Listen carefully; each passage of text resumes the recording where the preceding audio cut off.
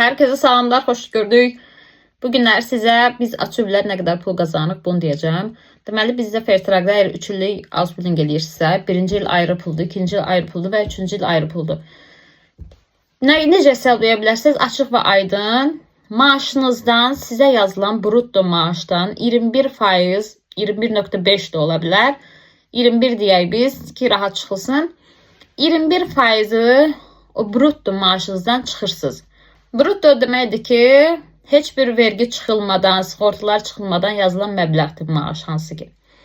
Netto məbləğ odur ki, bütün vergilər çıxıldıqdan sonra, sığortalar çıxıldıqdan sonra sizin əlinizə gələn pul, yəni belə deyək, əlinizə gələn nağd pul nə qədərdir? Tutalım ki, siz outspending tapmışsınız, Fairtrade'da yazılıb ki, birinci il alacaqsınız 1000 euro. 1000 euro brutto. O brutto sizin əlinizə 1000 euro olaraq gəlməyəcək. Deməli, brutto puldan, hansı ki 1000 eurodan yazılıb ki, birinci 1000 euro alacaqsınız. Oradan çıxacaqlar 21%. Bu da eləyir 210 euro. Sizin əlinizə gələn pul olacaq 790 euro. Bu qədər. Yəni, burada üstə də belə çox qoyacağım necə hesablayırlar. Yəni ki, 21%-i çıxa bilərsiniz, özünüz hesablaya bilərsiniz. Və yaxud da olsun 1100. 1100 olsa 21%-i çıxacaqlar. Nə qədər qalırsa o sizin əlinizə gələcək, olacaq sizin pulunuz. Yəni, açıq-aşkar bu qədər. İşçilərdə mən bunu bilmirəm. Mənim bildiyim ancaq açıblərdədir. Çünki biz açıblər vergi ödəmirik. Biz ancaq sığorta ödəyirik. O sığortada 21.5%'dir.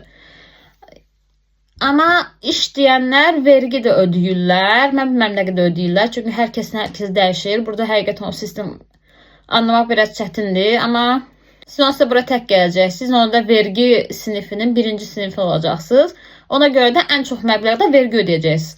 Bu qədər açıq və aşkar. Almaniyada vergilər həqiqətən çoxdur. Aşağı deyil. Subay insanlar da həqiqətən çox vergi ödəyirlər.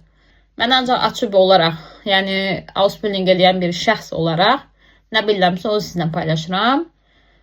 Burada heç bir çətin bir şey yoxdur. Maaşınızı özünüz hesablaya bilərsiniz.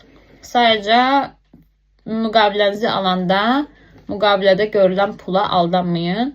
Çünki o pulun hamısı sizin əlinizə gəlmir. Oradan siz sığorta ödəyirsiniz. Video bu qədər. Like eləməyi, bəyənməyi, yorum yazmağı, içinizdə qalan sualları verməyi yaddan çıxarmayın. Özünüzdən müayət olun. Sağ olun.